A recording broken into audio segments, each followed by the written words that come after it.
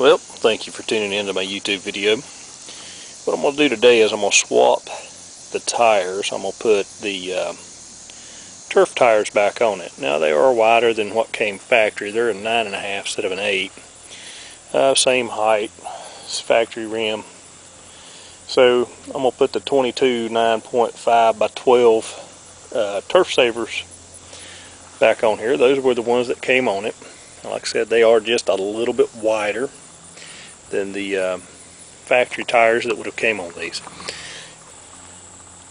Changing out your tires on your John Deere 110 is fairly simple. All you're going to need is a 5/8 socket, deep or shallow. I grab my deep well. You're going to need an extension when you get to those wider rims so you don't knock your knuckles up.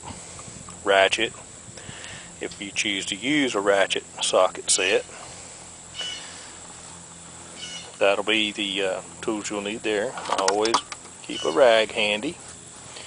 You're going to need a trusty jack.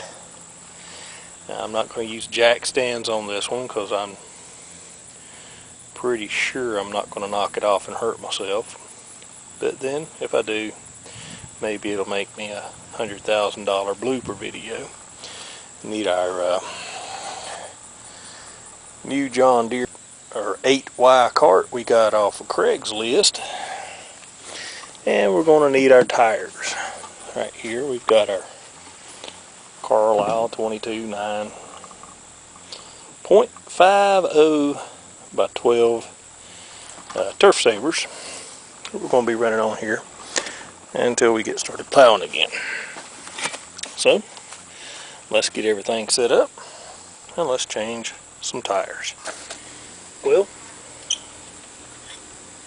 first thing you'll have to do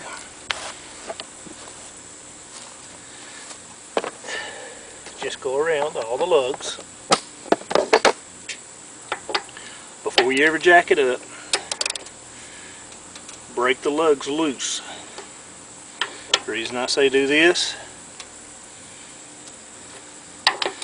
is because if you jack it up first, then you're putting resistance against the lug and it'll just spin the tire, and then you wind up not being able to make a G-rated video. Make sure the jack's locked.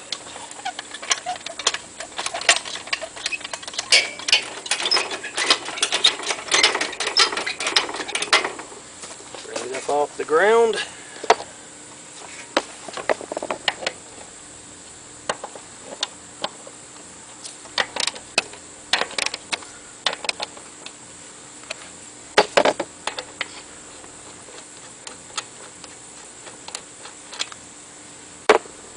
Now, I always like to apply a little bit of lubricant to my threads every time I change the tires. So that I screw my lugs back in, got a small amount of lubricant just on the threads. Keeps them from seizing.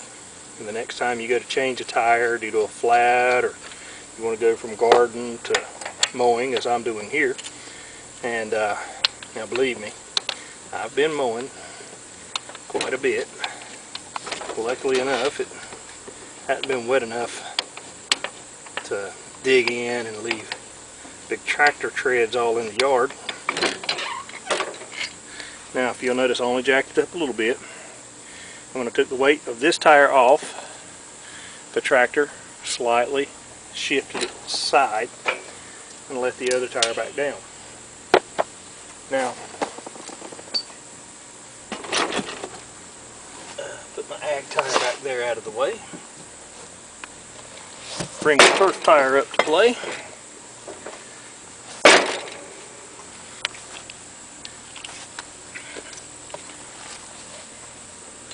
Put a spot of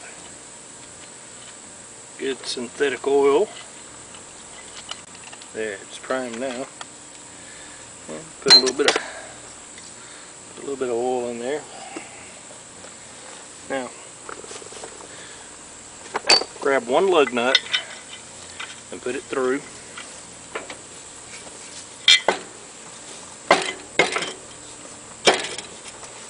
Into the first threaded hole. grab your first stud, wheel stud, line your hole up,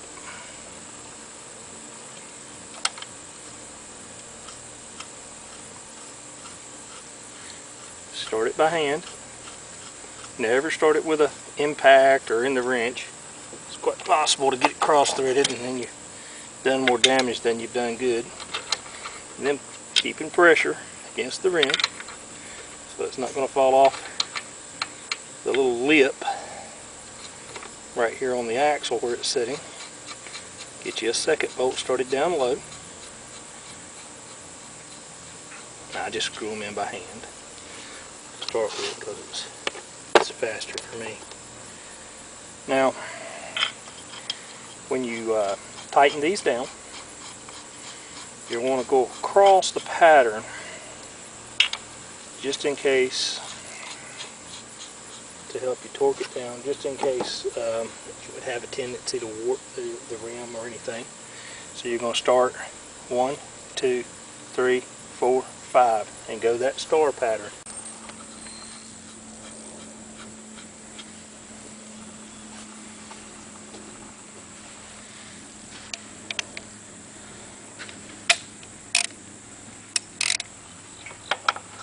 I always give them a little snug before I let the jack down, just a little bit. Now, I'll show you what I was talking about.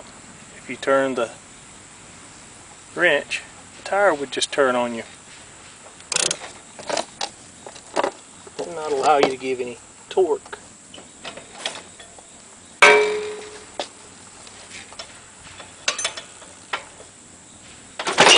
Let it back down onto the ground.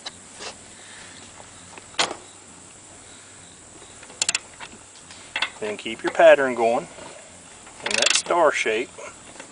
So if you've come from here to here, you'll go back to this point. Just remember, you're doing a triangle. Everything you're doing, you're trying to draw a triangle. So there's your triangle. 1, 2, 3. Then go to the point of this one. And come to this one. That's your last one.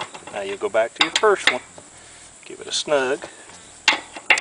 You don't want to break the bolts off. You just want to give them enough torque so that while you're mowing, you don't go around that left turn at the bottom of the peach tree and go to come back up towards the sidewalk and have your tire back at the peach tree. Now, you just repeat on the other side.